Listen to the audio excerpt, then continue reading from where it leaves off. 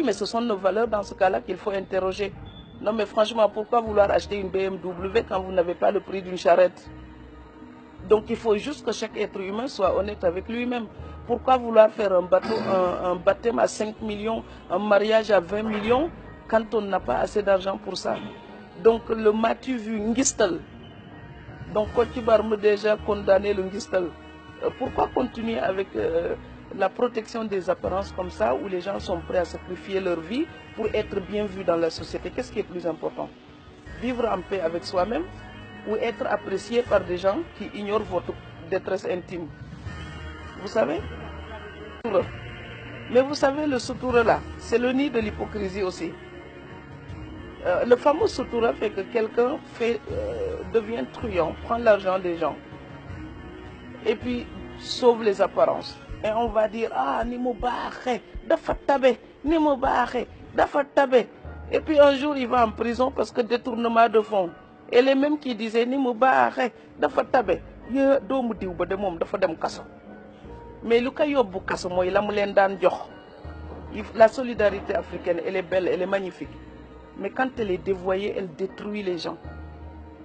Et je voulais aussi parler d'ici de la relation des immigrés, puisque vous m'avez dit j'ai écrit là-dessus. Oui, 3 livres là-dessus. Mais vous savez, beaucoup d'immigrés en Europe souffrent. Parce qu'on se demande parfois si la famille les aime vraiment. C'est que du matériel, matériel, matériel. Les gens appellent uniquement pour demander des Western Union. Je voulais lancer un appel à toute l'Afrique.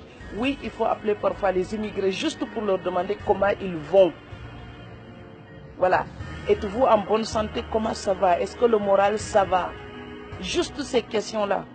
Mais à un moment donné, les gens là, ils ont peur quand ils voient 00221.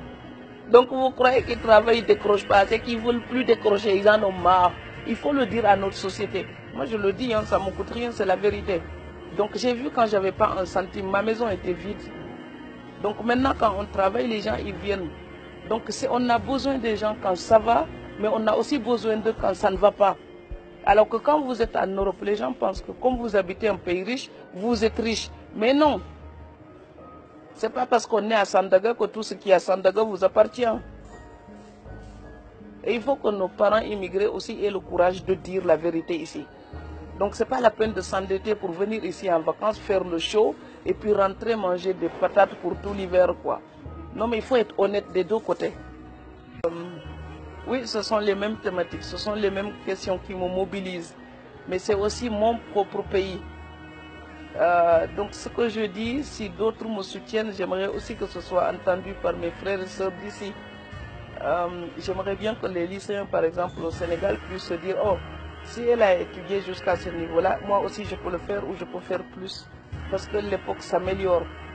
Donc je voudrais qu'on lutte contre la désespérance. Il faut arrêter de dire que tout va mal.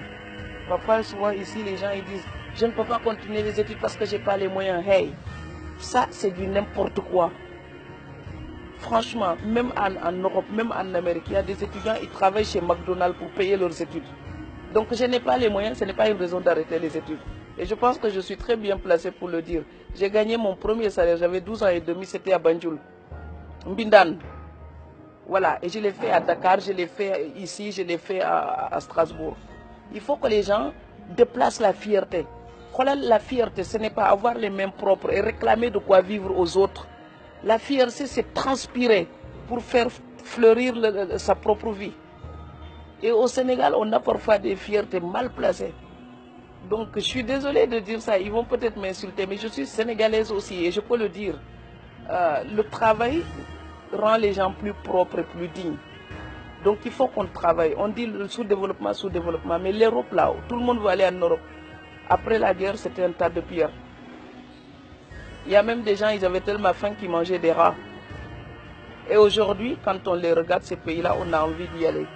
C'est parce qu'il y a des gens qui ont eu la fierté de dire, je vais changer mon quartier, je vais changer mon village, je vais changer ma région, je vais changer mon pays. Le respect de l'heure, le respect de la qualité du travail, pas du bricolage, du sérieux. Et les bonnes personnes à la bonne place. L'Afrique a besoin de ça. Et c'est pareil dans tous les pays africains. Il faut une révolution des mentalités. La bonne personne à la bonne place et le travail sera fait. Et s'il n'est pas fait, on le dégage, on met quelqu'un d'autre sans état d'âme. Mais ici, quand on veut dégager quelqu'un, vous avez toute une tribu entière pour dire non. Donc, à un moment donné, sa place. C'est comme ça que le monde se développe. Et tant que l'Afrique ne fera pas la même chose, elle restera stagnante.